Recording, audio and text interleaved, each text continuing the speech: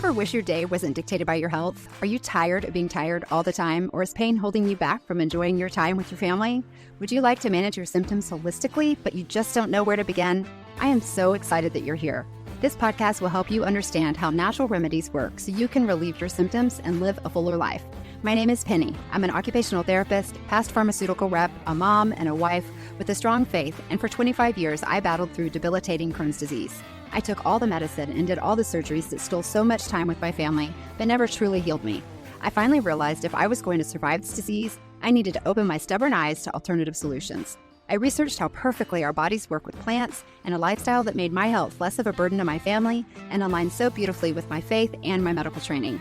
If you're ready to reclaim your life with holistic options that are easy to implement as a busy mom and provide relief that lasts, this is the podcast for you.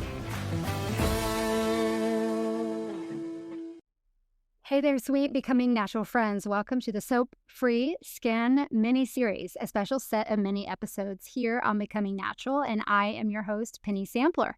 If you caught the full-length episode of 47 about soap-free skincare at the end of last week, you already know we took a deep dive into the dirty truth about body soap, the harmful ingredients, the damage it does to your skin barrier, and why scrubbing away your natural oils might be doing more harm than good.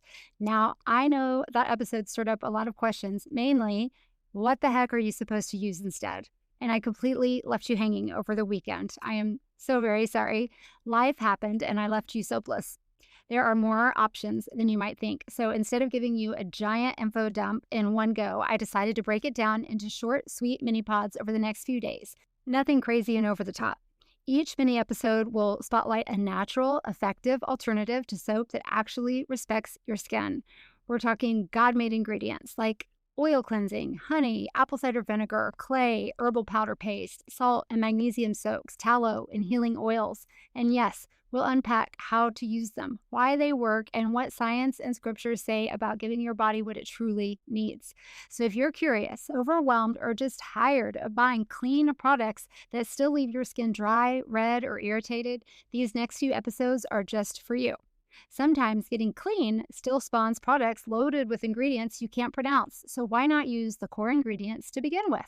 Stay tuned each day for a new episode in the Soap-Free Skin mini-series. And remember, your skin was designed to heal. Let's stop fighting it and let's start partnering with it. So our first in our quick little skincare mini-series is oil cleansing. So here's the deal. If you've never heard of oil cleansing before, it may sound like the opposite of what you should do when your skin feels really oily and dirty. But here's what I've learned. Oil actually dissolves oil. That's right. The grime and the gunk that builds up on your skin are often oil-based, like sunscreens, makeup, sebum, pollutants. And washing with water alone doesn't actually remove those at all. But instead of stripping your skin's natural barrier with foamy soaps or detergents, oil cleansing binds to those impurities and lifts them out of your skin gently without disturbing the skin's microbiome.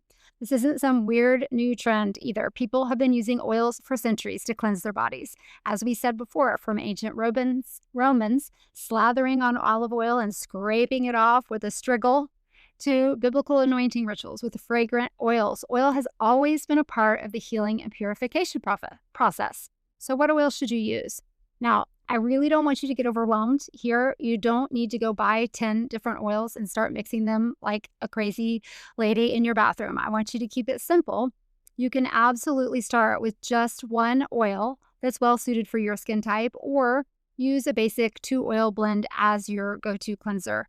But basically, I started with just using castor oil because I read about it, and then I've evolved from there. I think it's actually wise to start with just one oil at a time for a couple days and see what it does to your skin, and then move on from there. So here's my little cheat sheet that I created for you. And at the end of this mini series, I'll have a handout that you can take and download and use. But first, for your face, the first thing I used was castor oil. It is a deep cleanser with astringent properties to help pull impurities from your pores. It's also really, really great for hair growth, like your eyelashes and your brows and your scalp. And it also reduces inflammation in your joints when you apply it topically. The most amazing thing about using oils as your soap products is that they're multi-purpose. So you're actually doing other wonderful things for your body that are, quote, side effects, but they're really good side effects. So how great is that you are putting castor oil on topically, yet it's also helping your hair grow, or it's a natural anti-inflammatory, or all the things that you can do for it. One thing I will say about castor oil, if you read about it, some people will say, oh my gosh, it's terrible. It made my skin so dry. Castor oil, the way it works is it actually accelerates the turnover of your cells in your skin. And so you actually need to exfoliate. It makes you feel like you are dry, but really what it's doing is it's giving you new, beautiful skin cells. So if you use it and you notice that it's making your skin too dry, I was using it morning and night every single day. And I actually went with castor oil to where I do it about once a week because it was making it to where my skin needed to be exfoliated more often. But everybody's skin is different. So if you try it and you're like, oh my gosh, it just dries my skin out, don't worry. It's just because it's doing its job. It's exfoliating or it's turning over your skin cells. So just pace yourself and what works for your skin. It's amazing. Jojoba oil is Jojoba. It actually closely mimics your skin's natural sebum, which helps balance your oil production.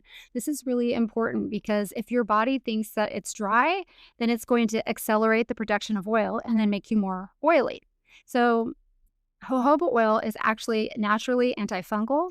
It can help soothe scalp issues like dandruff, and it's a really great gentle makeup remover, and it actually softens your nail beds. So that's another really great oil. Again, I would recommend trying it on your own, see how you respond to it, and see if it's one of your favorites.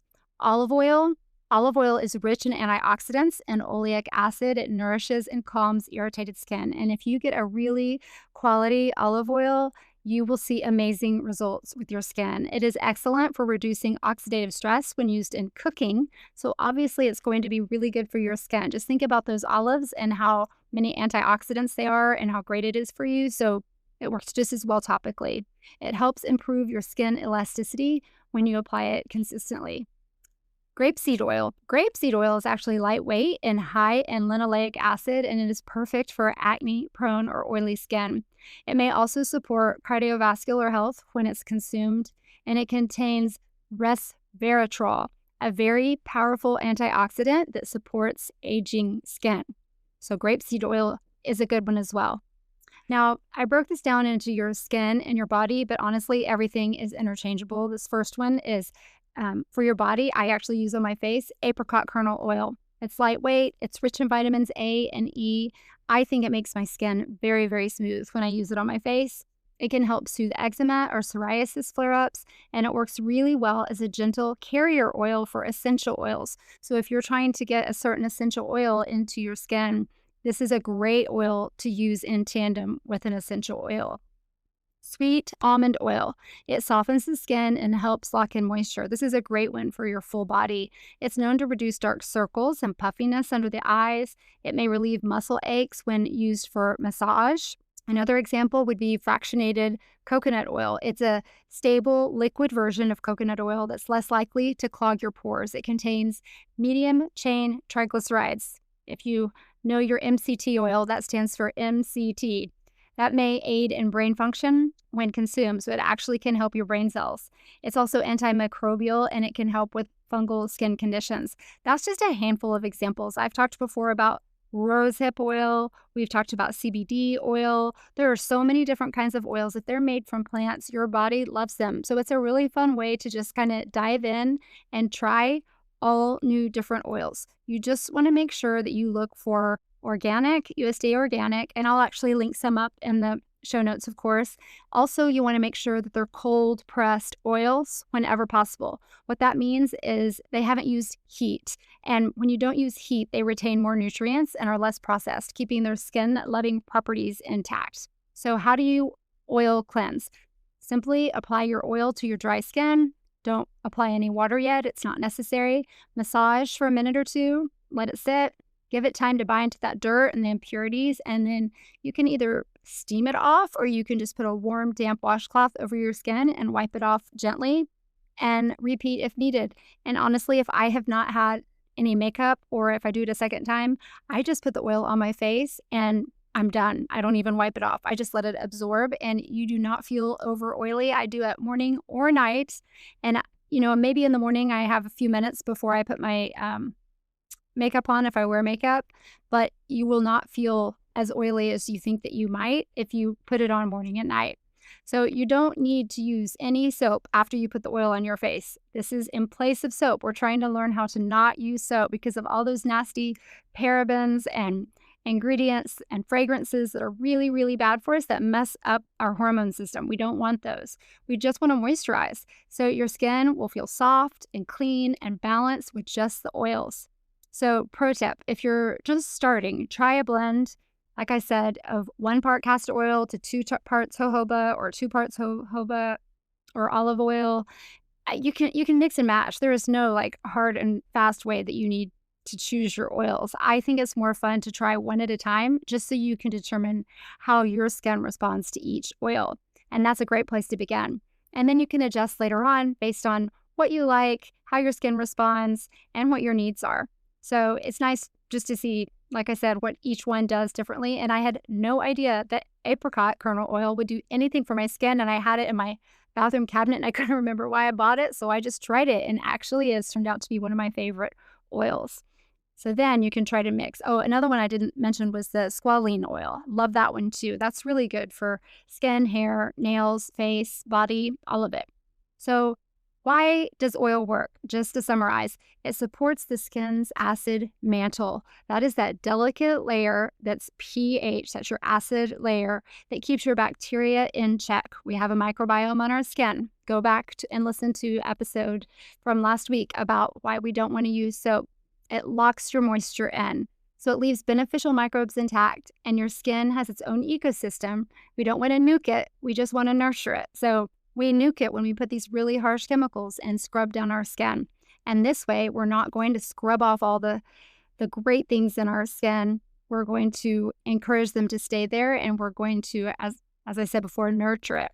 So it'll prevent over drying and rebound oil production. If you strip your skin, it panics and it produces even more oil, like I said before, and then your body gets all off kilter and out of balance. Oil cleansing tells your skin you're safe, you're okay. You don't need to go crazy producing extra body oils. It's great for sensitive, dry, or aging skin. It's not abrasive, it's not irritating, and it delivers true plant-based nourishment to your skin. I promise you, if you try this, you will never go back. The bonus is it turns your shower or bedtime routine into a little ritual. It's kind of fun. Even my kids, I know, are dabbling with my oils because I come in and all my oils are sitting out. But it's just a pause and it smells good and it's refreshing and it's almost a little bit of aromatherapy. So just remember that we want to partner with our body instead of punishing it, instead of stripping it of all the goodness that it already makes for us. Let's reclaim what clean really means. It's not stripped, it's not sterile, but it's cared for. All right, that is it for the first one. I'll see you in the next mini pod, and we're going to talk about honey. Honey is the next one that we're going to talk about, and it's amazing. So I can't wait to see you tomorrow, and we'll have a quick little message about honey and how honey cleans our skin. Thank you so much for tuning in today. If you've enjoyed today's episode, hit that follow button, leave a 5-star review if you're so willing, and help spread the message of Becoming Natural by sharing it with a friend. Check out the resources in the show notes and join the email list to stay on top of all the latest and greatest happenings at Becoming Natural as we roll out exciting new things while we grow. Until next time, take those baby steps to a more natural life and always give yourself grace. Progress, not perfection, is the goal. See you next week.